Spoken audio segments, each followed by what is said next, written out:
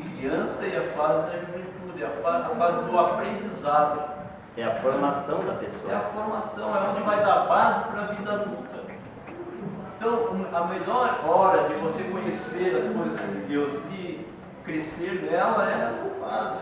Para que quando você chega na fase adulta, você já está estruturado, espiritualmente falando. Mas isso não é só uma questão espiritual. O jovem tem que procurar definir-se logo naquilo que ele pretende se profissionalizar, para que ele, quando chegue na fase adulta, ele já chegue lá profissional. Se ele esperar para se decidir só quando for adulto, ele pode não conseguir mais o mercado de trabalho. Hoje o mercado de trabalho ele vai até os 40 anos. 40 anos já começam a considerar o cara velho. Se você for olhar currículo, você é selecionado e se tiver acima de 40 anos já é deixado de lado. Você pode até conseguir serviço, mas só se não tiver outro mais novo para promocionar. Então você precisa, desde cedo, já se decidir para o que você quer, escolher o que você quer e já se dedicar dentro disso. Para que quando você se torne um adulto, você já esteja apto para o mercado de trabalho, já sendo um profissional. Você já vai ter um ganho garantido, né, como profissional, e você já vai ter definida a sua carreira na fase adulta. Então, a vida espiritual não é diferente. Nós temos que já definir o que nós queremos da nossa vida ainda quando jovem. Já doutrinar o nosso ser dentro das coisas boas, das coisas que agradam a Deus. Muitas pessoas podem dizer, eu hoje vou aproveitar a minha juventude, vou fumar, vou beber, vou jogar, vou me prostituir. Quando eu for adulto, então eu vou mudar, aí eu vou deixar a sua. Tem pessoas que entram no mundo da droga e não conseguem nunca mais sair. Por mais que tentem sair, mas não conseguem. Costuma-se dizer que não existe ex-drogado. Não existe ex-alcoólatra. O que existe são pessoas que a cada dia vão vencendo. Mas são dependentes. Elas só estão lutando para não fazer uso. A menos que, pela graça do nosso Pai Celestial, você então, pela ação de Deus na tua vida, seja livre da droga, do álcool, né, de todas as coisas que nos ensinam. Então o que deve fazer? Qual é o conselho? É que você não se dê a isso. Porque se você começar a se entregar a essas coisas e depois querer mudar, você pode não conseguir mudar mais. Por exemplo, uma moça que vive uma vida hoje sem regra, na questão do sexo, por exemplo. Ela não se guarda, ela não está nem aí, ela quer aproveitar a vida. Se lá na fase adulta ela resolva mudar, será que ela consegue apagar tudo aquilo que passou? Não tem como apagar, não tem como reverter. É uma mancha que vai ficar para sempre. Então tem coisas que não dá para mudar. E tem muitas das coisas que você faz hoje quando jovem, que parece excelente, maravilhoso, que quando você chegar na fase adulta, você vai dizer, meu Deus, onde eu estava com a cabeça? Que loucura que eu fiz! Mas você já fez. Existe algo que hoje é muito comum e sei que a maioria dos jovens aqui acha muito interessante, a questão da tatuagem. Tem gente que enche o corpo de tatuagem. E nessa fase da juventude é uma maravilha, né? Todo mundo quer, um quer ter uma melhor que a outra. Mas quando chega a uma certa fase da vida, e isso até influi até no mercado de trabalho, tem empresa que não pega pessoas tatuadas, não aceita, paga um funcionário. Tem pessoas que não aceitam homem cabeludo na empresa. Eles não falam publicamente, mas eles selecionam, ninguém não fala. Né? Mas são coisas que a pessoa, se depois ela resolva que não gosta mais, que não sente mais atração por aquilo, ela não consegue mais tirar. Raramente você consegue eliminar todos os vestígios de uma tatuagem, por mais dinheiro que você tenha. Brincos, né? Hoje costumam usar assim, um alargador, é isso não? Coloca orelha, daqui a pouco está com uma roda enorme de cada lado da orelha. Não, mas é comum hoje isso. E assim, nossos jovens na igreja estão tendenciosos a isso. E muitos não fazem porque a gente fica puxando a rédea, senão o desejo é fazê-lo. Mas aquilo alarga, chega um ponto que depois, por mais que você se desgostou daquilo e não vê mais graça naquilo, não tem mais o que fazer. Então, a maioria das coisas que você na juventude vê, assim, né, uma alegria imensa, sendo um prazer naquilo, é por ilusão, é bobagem. Então você não deve se deixar levar por isso. Nós jovens não devemos, não devemos deixar levar por essas coisas. Né? O que a gente precisa fazer? É saber escolher as coisas certas. É possível. O apóstolo Paulo, ele diz algo muito interessante. Ele diz, olha, eu para o mundo estou crucificado. Ou seja, eu estou morto no mundo. O mundo em mim não tem poder algum. E ele diz o mesmo do mundo para ele. Ele diz, o mundo para mim está também crucificado. Ou seja, o mundo para mim morreu. Mas o que ele quer dizer com isso? Ele está dizendo que acabou, nada mais interessa lá fora para ele no mundo? Não. Ele está falando daquelas coisas que desagradam a Deus, aquelas coisas que podem ser prejudiciais para mim como ser humano.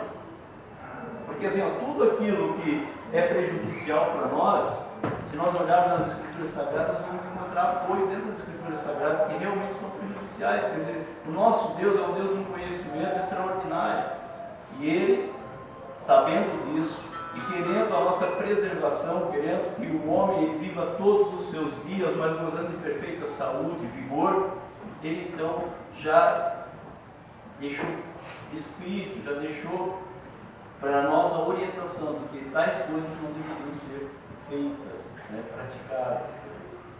Mas o homem, ele tem por tendência a ignorar os conceitos de Deus.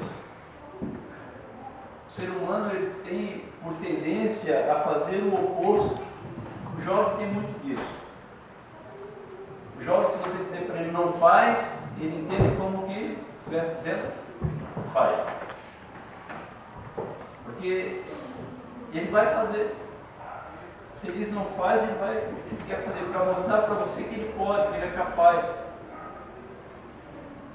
O jovem, ele já se acha um adulto, já se acha uma pessoa que pode resolver todas as coisas. Não aceita mais conselho, não aceita mais um não.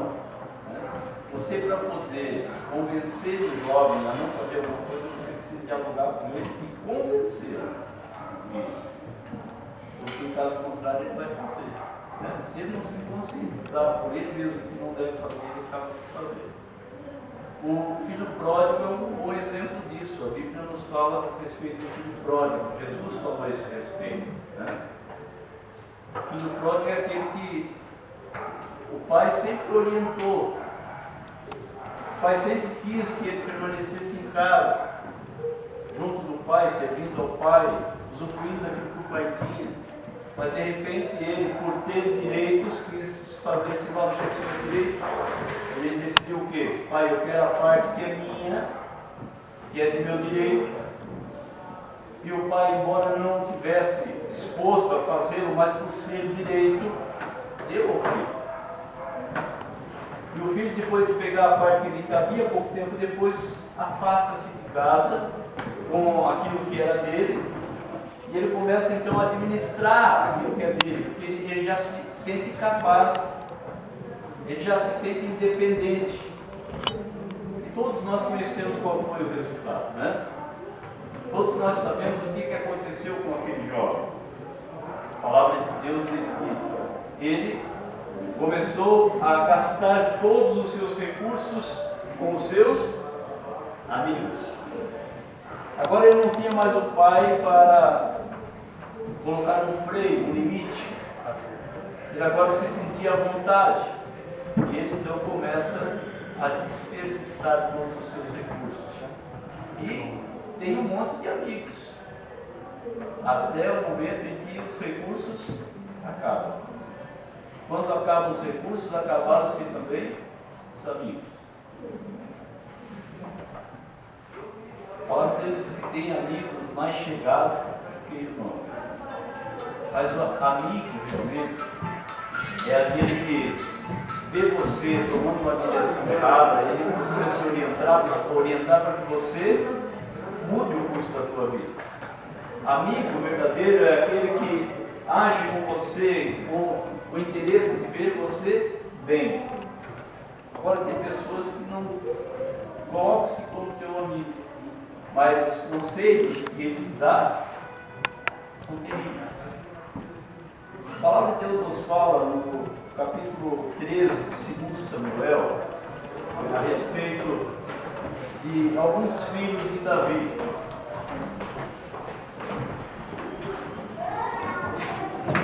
2 Samuel capítulo 13 vai falar de Aminon e Tamar. Tamar e Aminon eram filhos de Davi, do rei Davi. Só que Tamar era irmã de Absalão, do pai e mãe, e Aminon era só do pai de pai. E Aminon, ele, conhecendo Tamar, ele, convivendo junto, e vendo a beleza da sua irmã, ele acabou se apaixonando por ela.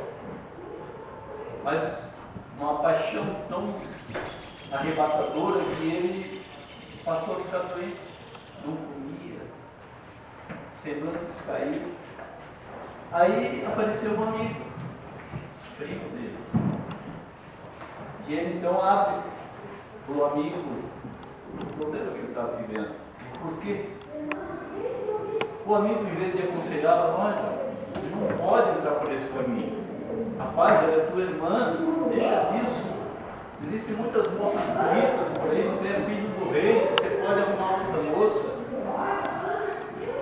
Não. O amigo disse, olha, se é desejo teu, prepara uma situação para que você possa tê-la. Prepara o meio para que você possa realmente despojar dessa moça, porque você está enamorado dela, você está apaixonado por ela. E ele, seguindo os conselhos do amigo, então, ajuda essa mulher a cometer um ato terrível em Israel. Né? Criou uma situação que custou a vida. Mais tarde, seu próprio irmão manda matá-lo. Por quê? Porque ele, seguindo o conselho do amigo, ele abusou da sua irmã, e depois de abusar dela, aquela paixão toda que ele sentia, que parecia ser amor, que é totalmente o oposto de amor, é paixão, não é amor. Paixão é totalmente o oposto do amor. E muita gente está apaixonado, pensa, jura que ama, mas não é amor. Aminon dizia estar amando sua irmã, queria ela de qualquer maneira. Depois que a possuiu, mandou embora. Ela insistiu para que ele não fizesse isso, que seria um erro pior que o primeiro. Ele disse, não, mas não quero mais jogá-la de porta fora. Por quê? Porque era sua paixão, depois que possuiu ela, não queria mais, não sentia mais nada por ela. Mas ele chegou a esse ato porque ele seguiu o conselho do seu amigo. Depois de tudo acontecido, o amigo saiu fora e ele acabou perdendo a vida. Então, tem coisas que a gente tem que ponderar. Se você vai se aconselhar com alguém, normalmente jovem não quer se aconselhar com mais velho. A palavra de Deus nos fala de um jovem que assumiu o reinado de Israel muito cedo. Foi o filho de Salomão.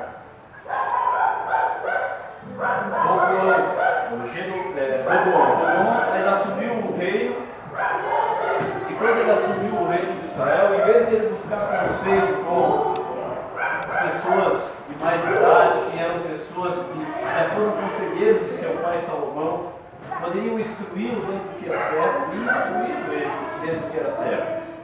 Salomão, no seu governo, havia colocado muitos impostos sobre a nação de Israel e o povo estava incomodado com isso. E ele foi aconselhar-se com os anciões, as pessoas mais velhas, e eles disseram: olha, você deve reduzir os impostos. Seu pai tornou-se muito pesado para a população de Israel. Alivia os impostos, o povo vai ser grato a ti, o povo vai estar contigo, vai te apoiar, terão um governo bem sucedido. Aí ele foi consultar os jovens. Os jovens disseram o que para ele? Olha, se teu pai colocou 10% de imposto, coloca 20%. Tu é mais duro que teu pai. Ele fez isso. Ouviu o jovem e desprezou os velhos. O que resultou daí? Uma racha na nação de Israel. Ele ficou apenas com 2 tribos, 10 tribos para abandonar. Por quê? Porque ele seguiu a orientação dos jovens. Ah, mas jovem não tem bom conselho a dar para ele? Com certeza. Os jovens têm uma visão que muitas das vezes supera tudo. Mas não quer dizer que sempre um conselho do jovem é bom. Então tem que ser ponderado, tem que ser analisado. Pode estar de acordo com aquilo que eu queira fazer. Mas será que aquilo que eu quero fazer é bom?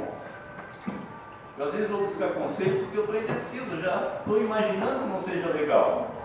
E aí vem aquele meu suposto amigo, né? Depois você toma esse caminho, aí muitas das vezes não tem como voltar atrás. E as consequências são sempre as mortes possíveis. Então, a orientação da palavra de Deus é que nós venhamos a nos lembrar do Senhor nosso Deus ali no tempo da nossa mocidade. Isso quer dizer o quê? Examine as escrituras sagradas para saber o que é bom, o que não é bom dentro da visão de Deus, porque a visão do homem é falha. Eu posso ver coisas, desejar coisas e achar que são boas para mim, porque a minha visão é falha. A Bíblia diz que Deus ele não vê como vê o homem. E se algumas coisas na Bíblia Deus colocou como limites para nós, nós devemos entender que este Deus ele é sábio e por isso ele assim o fez. E se nós agirmos dentro daquilo que Deus colocou, nós estaremos agindo com sabedoria, estaremos sábios. E em virtude disso, seremos pessoas felizes. Pessoas que, se seguirmos as orientações de Deus, com toda certeza seremos bem sucedidos em toda a nossa maneira de viver. O maior problema que existe hoje na juventude é o problema da autossuficiência. O jovem ele já se acha pronto. Esse jovem, filho pródigo, ele é o senhor de si. Foi, fez tudo aquilo que seu coração desejava. Até o momento em que ele já não tinha mais dinheiro nem para comer. E para poder matar a sua fome, ele tinha que trabalhar, cuidar de porcos, algo terrível para um judeu. Né? Mas era tudo que ele lhe restou. Por opção dele, foi escolha dele. E diz que a fome era tanta que ele desejava alimentar-se da comida que era dada aos porcos, e nem isso lhe era permitido. Uma pessoa que tinha tudo na sua casa, junto com seu pai, mas por querer ser senhor de si, por achar-se dono da razão, viveu toda essa situação, né, totalmente desfavorável. Teve que se humilhar e depois de ter passado tanta necessidade, tanta humilhação, voltar para a casa do pai. Quer dizer, toda uma caminhada desnecessária. Se ele tivesse permanecido junto do pai, ouvido os conselhos e as orientações do pai, ele estaria tendo sido poupado de muito sofrimento. Então, a melhor coisa que nós temos